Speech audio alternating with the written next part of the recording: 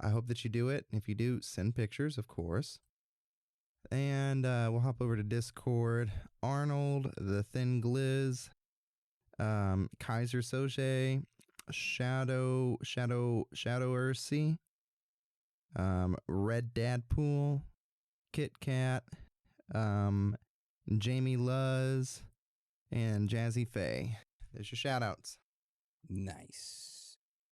All right. So for the end of our shout outs this week, we have one special one. We want to give a shout out to Dale, aka OG Dale. He's our very first Patreon subscriber, one of our OG listeners. His birthday is Saturday, so it's on the 12th. We just wanted to wish him a happy birthday. I hope it's great. We love him. We're proud of you. And we hope you have a wonderful birthday. Happy birthday. Happy birthday. Happy birthday, Mr. Dale. Happy birthday. Happy birthday, Dale. OG Dale, #1 Discord buddy. Nice. All right. Well, that's the end of today's episode. I just wanted to thank you for joining us. And again, thank you for all your support. You're all amazing, every single one of you. So with that being said, Dan and Hans, you want to roll us out? It's okay to be out of this world with your thoughts. Because you're not alone.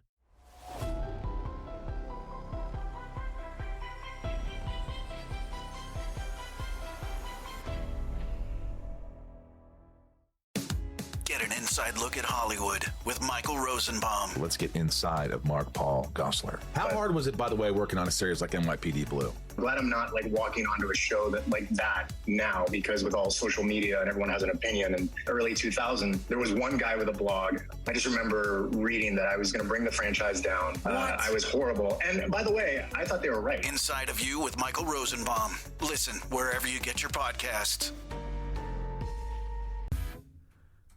Sum 41 and In Too Deep. If you're listening now, you're in too deep. It's the Ricky Gervais Show. Run for the hills. No. Classic. Yeah. With Steve Merchant. Yeah. Whose birthday it is today. Jeez. Yeah. So someone never listened before and they heard that link. They're thinking, great, it's proper radio at last. XFM 104.9, just gone 1:05.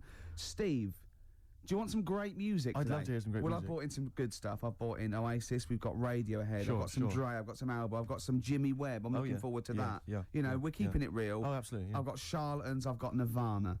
Any Sade? There's no Sade. No, that's a shame. No, but I've been looking through the library and I have found 4 non-blondes. Brilliant. Looking from yesteryear. Looking forward to that later, Rick. Yeah. It was Carl. It was you that worked out the maths and worked out I was 28 because they just worked out I'm 27. You are 27. No way. Yeah, I asked you, didn't I? And I said... But what I sort of questioned was, I said, well, if you're 27 today, that means last week you were 26. Well done, yeah. That's irrelevant. So therefore you assumed that I must be 28 then? Yeah. Whereas I assumed you were using, your knowledge of maths, such as it is. I wouldn't do that. No, sure. Wow. I actually got lost in that conversation because I genuinely didn't know what he meant would mean last week you were 26. I don't know what that meant. I don't know what it meant. Wow. Well, it is Steve's birthday. But he would have been 26 last week. Sometimes you genuinely frighten me because it's those staring eyes. There's nothing behind him. It's this little bald head. Looks like Davros looking at me. Genuine fear on his face when he enters into a conversation with another human being. What bit don't you understand? If he's 27 today, he would have been 26 last week, and he doesn't look 26. He didn't look 26 last week. He looks older than 28 today. You've started on his birthday. You're still having a go at him. Carl, I don't look like the kind of hot stud that I actually am, but face facts, that's the truth, mate. Yeah, live with it. Get with the programme, jeez. Well, let's have a little bit of cake. Okay. Oh, that's appropriate. See the what I did? birthday. But you mean the band, don't you? Not the cake. You haven't actually bought cake, have you? Got anything at all? Cake, short skirt, long jacket, sort of fashion sort of single. Yes. Yes. Yeah. Oh, I just remembered something. Right? Think that like short skirt, long jacket. Once I was watching daytime TV. I was unemployed. It was the early days of it was about mid-80s. And who was hosting? It was sort of like one of those Eamon Holmes and someone, or like Richard Newman, but not as good, not as. Yeah. And the link, she went, well, after the break, Leo Sayers popping in, tell us about clothes for the shorter man. I stayed tuned. He came on. He went, Leo wear a short, Sayer? yeah. He went, wear a short jacket. Why wear a short jacket? Optical illusion. You're going, well, that jacket, it couldn't be a foot long because that'd be mad. So it's 2 foot long. So he's 6 foot. So I'm looking at him there. I'm looking at him. Don't get too close. Just look at the jacket. How tall are you, Leo? Well, work it out. Yeah. This jacket's presumably about, Yeah. isn't it? Yeah. Yeah, of course it is. Yeah. Yeah. But Leo, you're famously quite a short man. In fact, I saw No. you on TV talking about close with a shorter man. No, but look at the jacket from there. Yeah, you must be about 6 foot. So you had to walk around looking like a bullfighter just for this illusion at like 50 paces. What's the other thing about stripes? Is it Yeah. Horizontal stripes widen you. make you look fatter? Yeah, Right. yeah.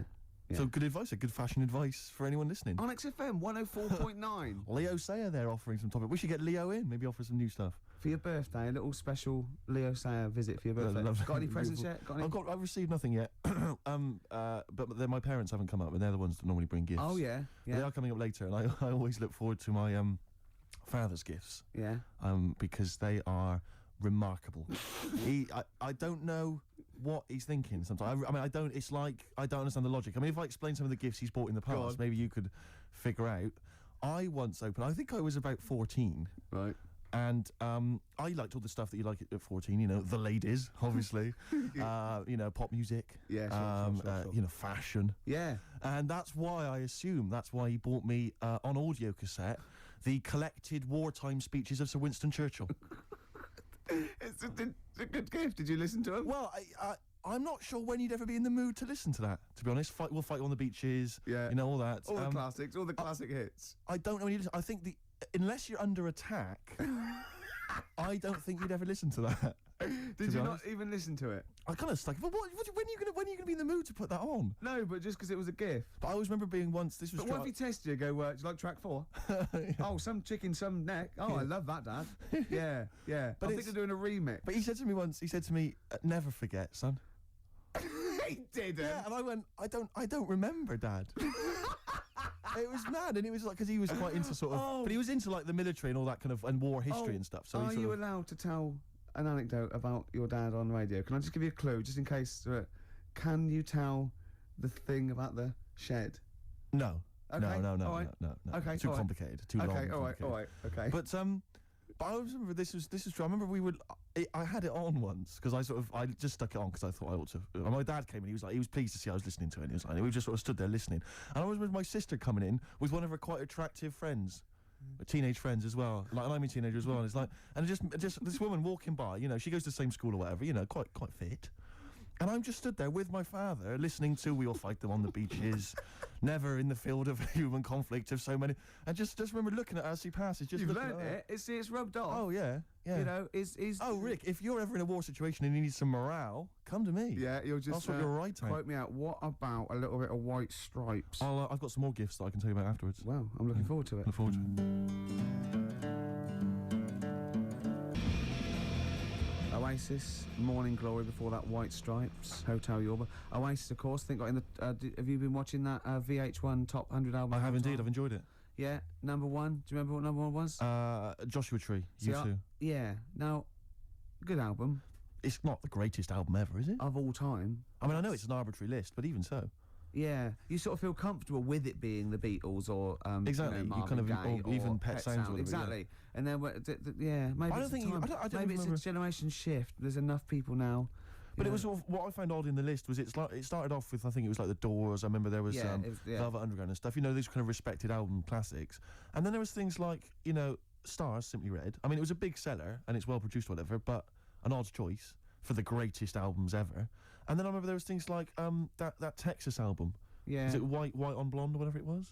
And I just think, again, is it just based on albums that have sold well, you know, via Well, no, the but that's- Britannia Music Club? But that's always the thing, isn't it? It's like any poll. Like I remember, I think it was last year, the greatest lyrics of all time. One was Imagined by John Lennon, which is you know, you know, if anything's It's a gonna get there. solid classic. And there was like, you know, maybe a Dylan or another Beatles one, like that. And in the top 5 was Robbie Williams songs. Robbie Williams songs? Yeah. One of the worst lyricists ever. Well, Just not just the worst, a but collection of words. Yeah, just annoying. Yeah, thing, you know, and it was that thing.